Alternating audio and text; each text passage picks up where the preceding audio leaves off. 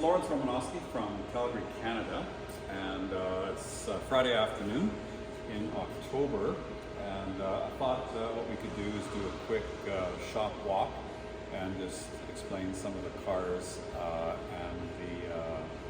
and the work that we're doing at the moment.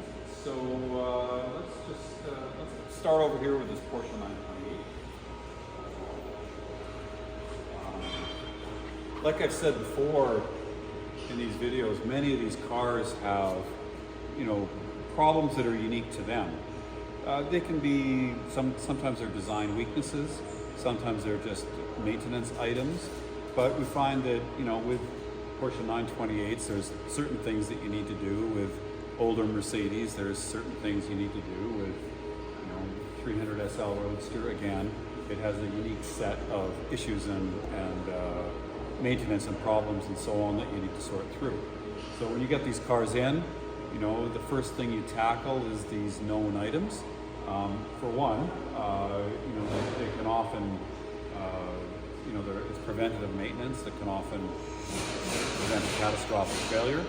And it's something that any new buyer of the car is going to want to see. So let's go over here. So this is the first generation Porsche 928. It was sold in Vancouver, and it was only driven for a couple of years. It has 25,000 kilometers on it, and then it was parked. So we had to revive it from basically a 40-year slumber. It's in amazing condition, but there's things you want to do to it before you drive it. So Dale here has his head in the car, and what we can see is if we go on here, we can see we're doing the usual job on 928s, which is replacing the water pump and the timing belt. It has a very large timing belt that winds its way throughout the engine. And while you're at it, you really should do the water pump, and Dale's just scraping the old gasket material away from the pump. So this is a big job that really you need to do in a 928, probably every 10 years. And we have the timing belt.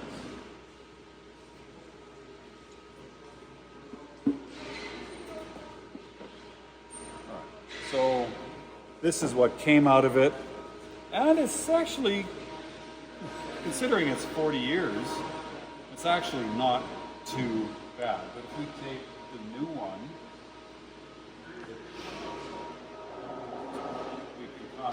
we have this big box of parts here, and we compare these belts, and it's a rubber with a steel liner. The new one's certainly a lot more supple. So what you don't want to have happen is you don't want to have this belt,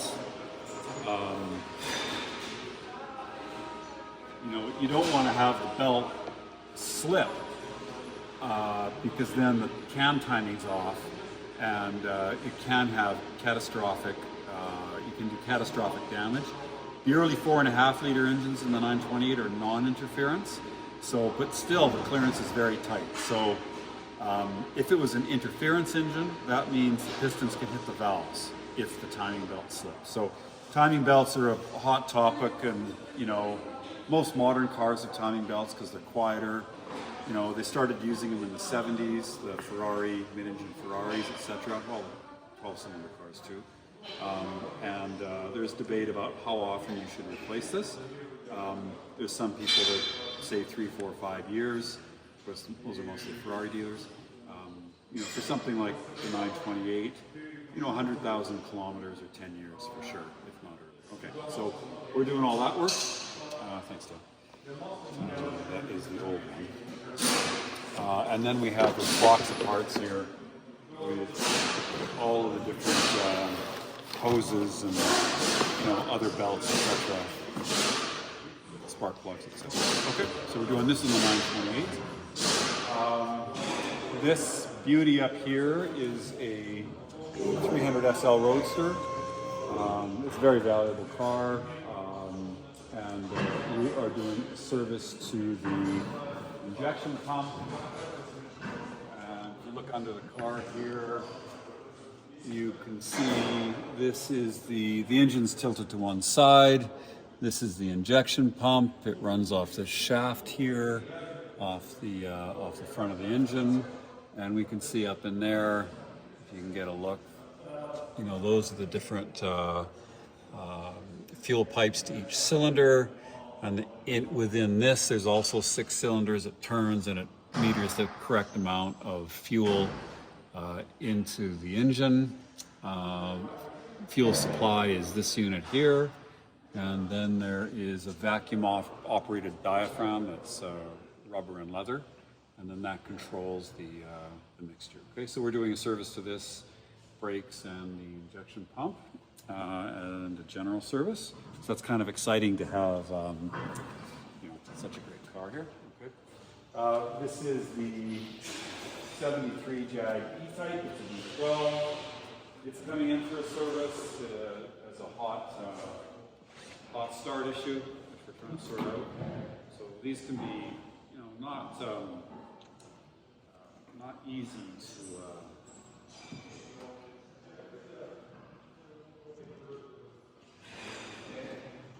Not terribly easy to work on. So it's a 5.3 V12. This one's running 4 SUs. We took out the original Strongbirds, and we can see in there that it's been, we put in a new aluminum radiator, because they're known to run hot in the summer. A new aluminum radiator, electric fan, aluminum header tank. It's also got headers on it, and so some sympathetic modifications just to make it a little bit easier to deal with. Anyway, so we're still, that said, it's a V12 and there's not a lot of air in the bonnet area. So stuck in traffic, it tends to vaporize the fuels, the fuel in the lines get really hot. The later Jaguars, they ran the fuel lines through the AC system. But they don't have AC, and this car doesn't have AC, and they don't have that system for the E-Type. They developed it only in the 70s for the X-Jet. Mercedes-Benz 450 SLC and the Jaguar E-Type V12 have been comparable cars. This one's a 1978. We've just been sorting it out. Again, most of the time, when you buy these cars, it's from owners who don't use them anymore. If the cars aren't used anymore, then they have a whole host of issues from sitting around. And generally, they haven't had that much maintenance in the last 10 years. So we've been going through the car, you know, all the different filters and hoses and so on. The weakness of the 107s in many years is the climate control system, which is this fairly primitive vacuum operated mechanical system which uses signals from vacuum signals from different elements to divert water flow. And it's a Chrysler system. It never worked terribly well, and so we've retrofitted it with a modern system. Anyway, so we've been working and polishing this car. We took the rear window out because there was a rust spot. So we took the rear window out, we cleaned up all the rust, we repainted it, we've blown some paint into the car. I'll show you around the front here. There's a beautiful original interior. And I'm driving this car just to work all the bugs out of it. You can see that it's kind of a practical classic. There's a child seat for my 6-year-old daughter in there.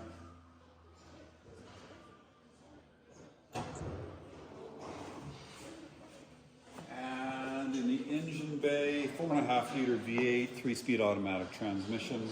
This whole business here is the new climate control system with you know, a printed circuit board and an electronic system that replaced the old mechanical one.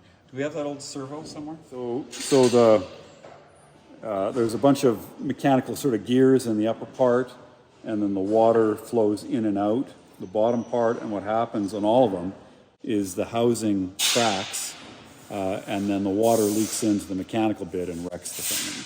There's no real easy fix. There is one company that rebuilds these, and with an aluminum housing. But I think on balance, I think tossing this thing and getting a modern electronic replacement was the right thing to do. But people still need these to rebuild, so we'll keep this. This is R129. So this is the fourth SL. The first one was the Gullwing, or the 300 SL Roadster. The second one was a Pagoda. We don't have the Pagoda here right now. The third was this 107. So that's a C107 because it's a coupe, but otherwise it would be an R107. And this car had an 18-year life from 73 all the way up to 89, I guess. It was a long life for this car. And then it was replaced by this. So this 129 replaced this 107, if you can believe that. It was a really big deal when it came out. You know, it had a fully automatic top for the first time. You know, it had ABS and traction control, and later on stability control. So the whole, you know, gamut then of driver aids, airbags, etc. You know, fully electric seats. It was a big step from a 107. This one is a 97, and the 97s, there were some changes with R129s. They started out with a 4-cam V8 engine, which this has, the 119. And I think it was 1998, they got a twin overhead cam 3-valve, so a simpler engine with less power. I think 300 horsepower versus this one, which has, I think 320, so 318 or something like that.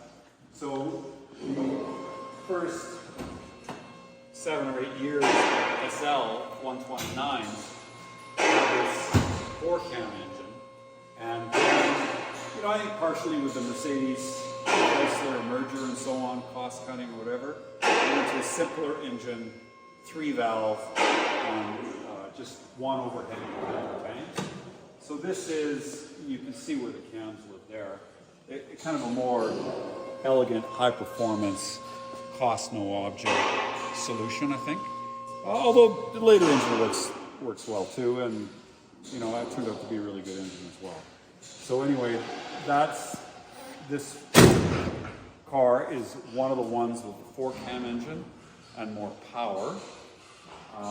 Also in 96 and 97, you got the 600 interior, which was the leather stitching on the dash and this two-tone Java and beige interior. So this was only seen on, this is the interior you get with the 600s. For only in those 2 years did it get the fancy interior. So if you're looking for a R129 SL and you want the 4-cam engine, which I think is a better engine, and you want the fancier interior, that leaves you just 96 and 97. 98, hope I'm not mistaken on this, 98 you get the 3-valve engine. Okay, so the 96s and 97s are kind of special. And this one has also the panorama roof, and that was pretty rare. The roofs go by themselves from anywhere from $4,000 to $8,000 US on Bring a Trailer. So having a panorama roof is a really nice touch. This car has upgraded wheels and tires, and these are from the 203, the successor to this, the SL with a retractable hardtop, and those are SL 55 rims, and they would have come out in 03. And I was selling these cars back then, and that was a popular modification. A lot of guys who bought the SL 55s upgraded to, you know, Brabus or Lorens or whatever it was. They got fancier wheels, and they were left with a bunch of these, and we put them on a lot of R129s. Okay. So this car is in just to get prepared for sale, and we're just cleaning it up and polishing it and doing our photo and video. So that's what we have going on now for Friday. What is it, October 19th? October 20th. It's October 20th. So anyway, kind of cool. You know, everything from 57 78 450 SLC, 97 or 82 928, and a 97 500 SL. So neat group of cars. Please like and subscribe if you'd like to see more of these. Lawrence Romanosky from Calgary, Canada.